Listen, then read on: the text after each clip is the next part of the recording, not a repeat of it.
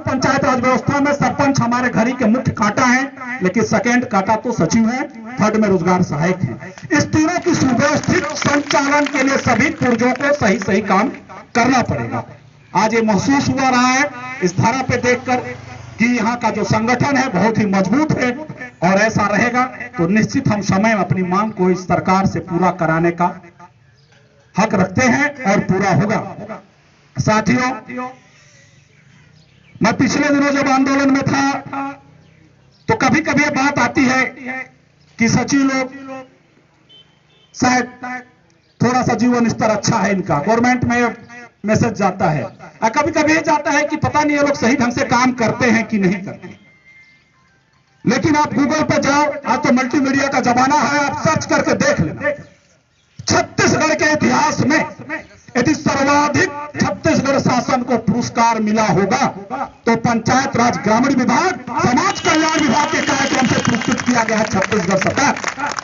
चाहे मनमोहन सिंह की केंद्र में सरकार हो, चाहे वर्तमान में आदरणीय नरेंद्र मोदी जी की सरकार हो, यदि सबसे ज्यादा कोई पुरस्कार पाने वाला 28 राज्य में है तो राज्य छत्तीसगढ़ है।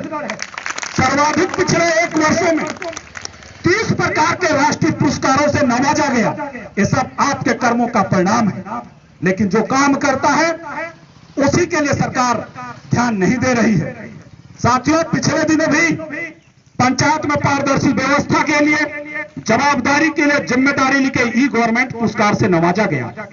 आज मैं बताना चाहता हूं कि जितने भी विभाग हैं, अगर सूचना के अधिकार के अधिनियम की धारा 4 ये कहती है कि आपका हर चीज स्वयं प्रदर्शित होगा, एकमात्र विभाग है पंचायत राज ग्रामीण विकास जिसका सारा आय व्यय का लेखा जोखा पारदर्शी है।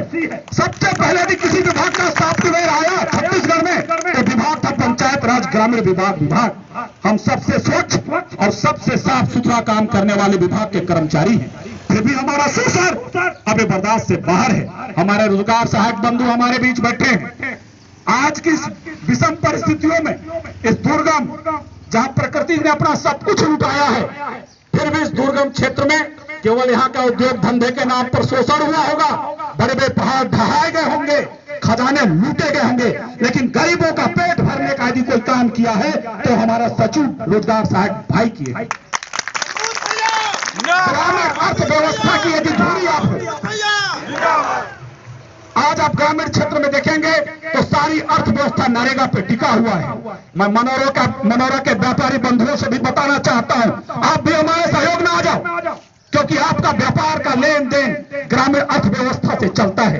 जब गांव का किसान मजबूत होता है, जब गांव का मजदूर मजबूत होता है तो क्रय शक्ति बढ़ता है और आपके पास सामान खरीदने आता है। आज ग्रामीण अर्थव्यवस्था हड़ताल पे जाने पर चौपट है, तो सचिव रोजगार सहायक इस ग्रामीण अर्थव्यवस्था की धुरी है। दोस्तों, मैं याद दिलाना चाहता हूं, आजादी के आंदोलन में राष्ट्रपिता महात्मा गांधी जिन्होंने पंचायत राज की अवधारणा रखी है, महात्मा गांधी का सोच था कि ग्राम के अंतिम व्यक्ति तक विकास कैसे पहुंचे। उसके लिए उन्होंने जो अवधारणा दिया था वो पंचायत राज व्यवस्था थी। हमारे राष्ट्रपिता महात्मा गांधी आजादी के आंदोलन में बिहार के चंपारण में नील सत्याग्रह में गए थे। मैं एक छोटा सा स्मरण है उनका आप लोग को याद दिला देना चाहता हूं। जब गांधी जी चंपारण में किसानों से मिलने गए, एक बहन खिड़की से झांक रही थी। गांधी जी बोले, बहन बाहर आओ। बोले, बापू मैं बाहर नहीं जा सकती। बोले, क्या बात है बेटा? बोले, मैं निर्वस्त्र हूं, मेरे तन में ढकने के लिए कपड़ा नहीं है। हमारे घर में तो केवल एक धोती है, जो बाहर जाता है पहन के जाता है, घर में जो रहता है निर्वस्त्र है। इतनी दारुण दशा थी हमारी देश की। तब जाके गांधी जी ने अपना धोती फाड़ के आधा उस महिला को दिया। गांधी जी संकल्प लिए, अब मैं धोती पहन के रहूंगा, आधा धोती। दोस्तों, इसी गरीबों को दूर करने के लिए जो अवधारणा थी वो पंचायत राज व्यवस्था थी। और दावे के साथ कह सकता हूं, ग्रामीण अर्थव्यवस्था को, ग्राम के उत्थान के लिए जो सबसे पहला अच्छा काम किया है पंचायत राज व्यवस्था किया है। पंचायत राज आजादी के समय से चल रहा था, लेकिन स्वर्गीय प्रधानमंत्री हम सबके राजीव गांधी जी ने 73वां संविधान संशोधन कर पंचायत राज को संवैधानिक अधिकार का दर्जा दिया। और संवैधानिक अधिकार मिलने के पश्चात मध्य प्रदेश पहला राज्य था जिन्होंने 73वां संविधान संशोधन को सबसे पहले अपने राज्य में लागू किया। और उस पंचायत राज का सबसे पहले हम लोग को सचिव के पद पर नियुक्त किया गया था। पंचायत कर्मी हम लोग कहलाते थे, और उस पंचायत कर्मी को 500 रुपए के मानदेय पे नियुक्त किया गया। जब जवान पढ़ लिख कर आता है, माँ बाप की अपेक्षा रहती है कि हमारा बेटा पढ़ के आया है, निश्चित कुछ करेगा, हमारी स्थिति अच्छी होगी। हम लोग भी उस समय पढ़ के आए थे, कोई ग्रेजुएशन करके, कोई हायर सेकेंडरी पास करके, मरता क्या नहीं करता 500 में नौकरी करने को सचिव तैयार हो गया। और उस 500 में हम काम करते करते आज हमें जो मिल रहा है वो नाकाफी है। उस दिन भी कम था। उस दौरान हम लोग एक बार जब छत्तीसगढ़ बना, हमको लगा कि छत्तीसगढ़ बनने के बाद शायद हमारी मांग अच्छे से पूरा हो जाएगा, हमारी भी दिन बदलेगी, हम भी सम्मान पूर्वक मनोरा की इस रोड में घूमेंगे।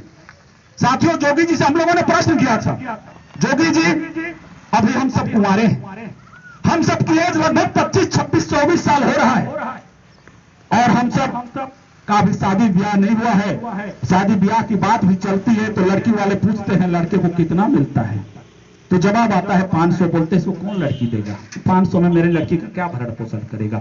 अच्छा है आप तनख्वाह बढ़ा दो ताकि हम लोग का भरण पोषण हो जाए। ये हम लोगों ने जोगी जी से कहा था। आज भी हमारे बाल बच्चों की शादी करने की आवश्यकता है। मैं भूपेश बघेल जी से बोलना चाहता हूं कि हमारे बाल बच्चों को हम लोगों ने गरीबी काट कर पढ़ाया लिखाया, अब शादी ब्याह करने की नौबत आए, पैसे की अमूल्यन हुआ है। उस दिन 500 था और 10,000 बराबर है। आज भी हमारे 10 वर्ष के सचिव साथी 10,000 में काम करते हैं।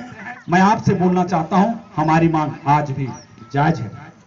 साथियों, आप सबके बीच हमारे सरपंच संघ आए हैं, मैं ज्यादा समय न लूं, फिर भी संगठन के बारे में कुछ चर्चा करना लाजमी बनता है।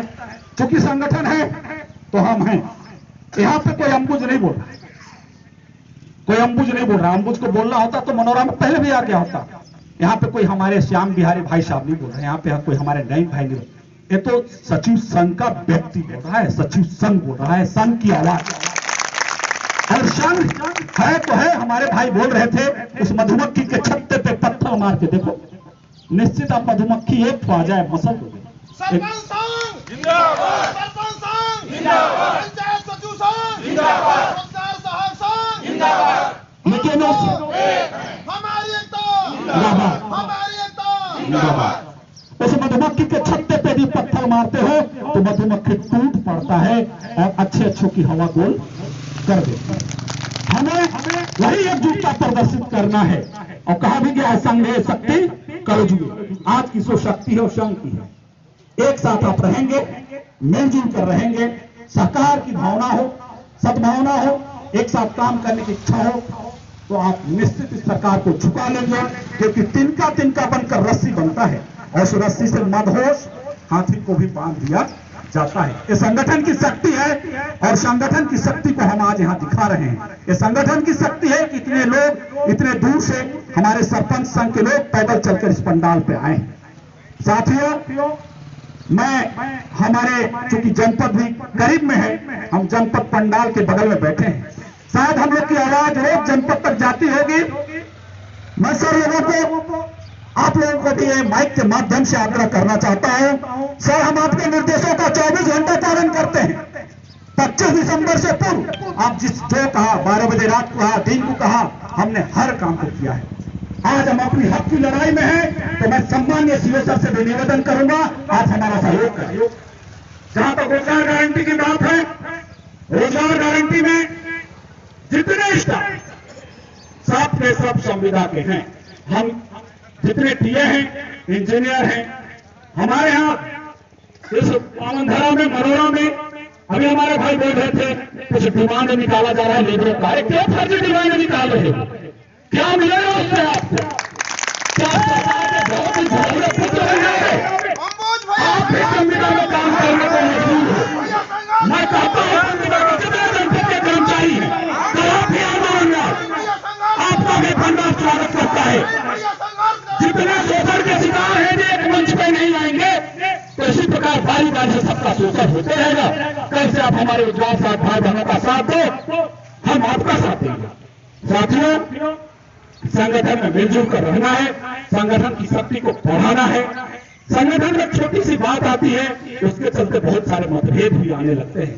कभी कभी संगठन में आता है, संगठन की दो चीज की आवश्यकता होती है, एक समय, दूसरा अर्थ। समय देगा कोई, अर्थ देगा तो संगठन चलेगा। कैसे नहीं? अर्थ भी जरूरी है, समय भी आप लोगों ने समय दिया, छोटी छोटी आर्थिक सहयोग भी होनी चाहिए संगठन के लिए। अब एक छोटा सा दृष्टांत बता रहा हूं क्यों झगड़ा होता है। आजादी के आंदोलन में एक बार गंगा किनारे राष्ट्रपिता महात्मा गांधी, हम सबके आदरणीय पंचायत राज अवधारणा के जनक, आप गंगा किनारे सुबह दातून करने के लिए